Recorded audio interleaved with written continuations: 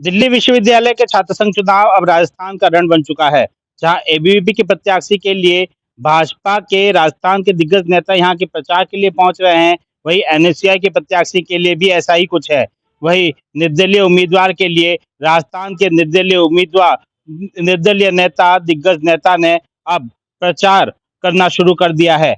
आज मतदान है। इसी बीच एनएसयूआई की कैंडिडेट जॉसलिन ने जो है वोट चोरी का आरोप लगाया है। उनका कहना है कि कई कॉलेज में ईवीएम मशीन के सामने ब्लू इंक थी, जिसे उन्होंने खुद साफ किया। क्या कुछ कहा जॉसलिन चौधरी ने, यह सुनिए। नमस्कार साथियों, मैं जॉसलिन नंदिता चौधरी, इस साल डूसू प्रेसिडेंशियल कैंडिडेट। साथियों, मैं अभी हंसराज कॉलेज जाके आई हूँ ईवीएम मशीन चेक करने। किरोड़ीमल कॉलेज जाके आई हूँ। हर ईवीएम पे आर्यन मान जो एबीवीपी का कैंडिडेट है उसके नाम के आगे ब्लू इंक लगा रखी है। यहाँ के सारे टीचर्स की सबकी मिली भगत है। मैंने अपने हाथों से ब्लू इंक साफ करी है सारे ईवीएम पे। ये मेरे साथ जो बैठा है पवन, ये मेरा सपोर्टर है, हंसराज कॉलेज का ही है। इसके साथ डे 1 से मार पिटाई हो रही है। दिल्ली विश्वविद्यालय प्रशासन से, दिल्ली की सरकार से और देश की सरकार से पूछना चाहती हूँ कि जो मैंने मेहनत करी है और जो आज के दिन 4-5 घंटों में मेरी सारी मेहनत पर पानी फेरा जा रहा है, जो चीटिंग हो रही है, उसका रिस्पॉन्सिबल कौन है? कौन मुझे इस पर न्याय दिलाएगा? आज 4-5 घंटे सिर्फ जो स्टूडेंट्स के साथ मैंने टाइम बिताया, मैं उनके साथ मेहनत करके आई, उस मेहनत का कौन जवाब देगा? मैंने भी तो मेहनत करी है। मैं देश की सरकार से पूछना चाहती हूँ कि वोट चोरी का मुद्दा तो आप यहाँ तक ले आए। स्टूडेंट, छात्र कैसे एक दिल्ली विश्वविद्यालय में चुनाव लड़े? इसके साथ में हर बार मार पिटाई हुई है। मेरी गाड़ियों से मेरी पर्चियां निकाल कर फेंक दी गई थी बहुत दिनों पहले।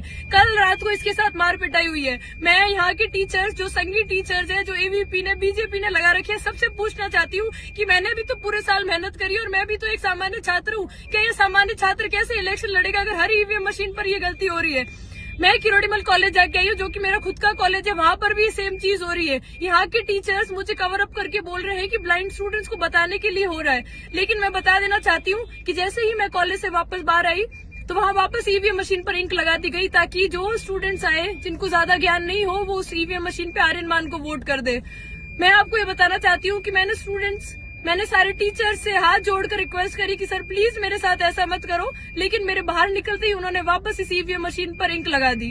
हालांकि दिल्ली विश्वविद्यालय में आज मतदान हो रहा है। मतदान के बाद में, परिणाम के बाद पता चल जाएगा किसने बाजी मारी। लेकिन इससे पहले अब दिल्ली विश्वविद्यालय जो है राजस्थान का रण बन चुका था। एबीवीपी प्रत्याशी के लिए भाजपा का दिग्गज नेता डॉक्टर किरोड़ीलाल मीणा, सतीश पूनिया, मानवेंद्र सिंह जसोल यहाँ पर प्रचार के लिए पहुंचे। तो दूसरी ओर एनएसयूआई की प्रत्याशी जो कि राजस्थान से बिलोंग करती है, जॉसलिन चौधरी के प्रचार के लिए जो है यहाँ पर खुद सचिन पायलट पहुंचे और वोट बटोरे। वहीं एनएसयूआई से टिकट नहीं मिलने के बाद में उमांशी लांबा ने निर्दलीय पर्चा भरा। तो यहाँ के राजस्थान के निर्दलीय और तीसरे मोर्चे के दिग्गज नेता हनुमान बेनीवाल और नरेश मीणा उनके प्रचार के लिए उतर गए। इससे पहले उमांशी लांबा ने हनुमान बेनीवाल से फोन पर वार्ता की और उनसे समर्थन की मांग की। हनुमान बेनीवाल ने भी उन्हें समर्थन दिया। मतदान से ठीक पहले उन्होंने सोशल मीडिया हैंडल से ट्वीट साझा करते हुए यह लिखा कि आज दिल्ली विश्वविद्यालय के छात्र संघ चुनाव है।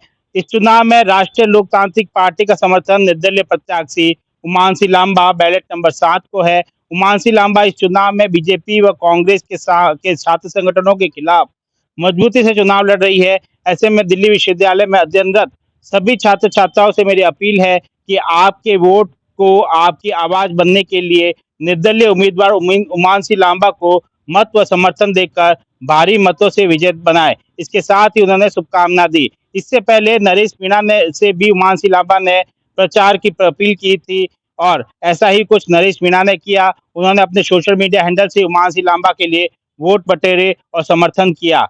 वहीं दूसरी ओर एनएसयूआई की प्रत्याशी जॉसलिन के लिए खुद सचिन पायलट विश्वविद्यालय पहुंचे और यहाँ पर प्रचार किया। इस तरह से दिल्ली विश्वविद्यालय का छात्र संघ चुनाव राजस्थान का रण बन चुका था। अब देखना होगा कौन सा कैंडिडेट, क्या एनएसयूआई, एबीवीपी या निर्दलीय प्रत्याशी जो है वो परिणाम में बाजी मारती है। अब इनके जीत से सीधा यहाँ के राजस्थान के दिग्गज नेताओं के जीत हार से जोड़कर देखा जा रहा है। सुमित देवड़ा, टीवी 9 राजस्थान।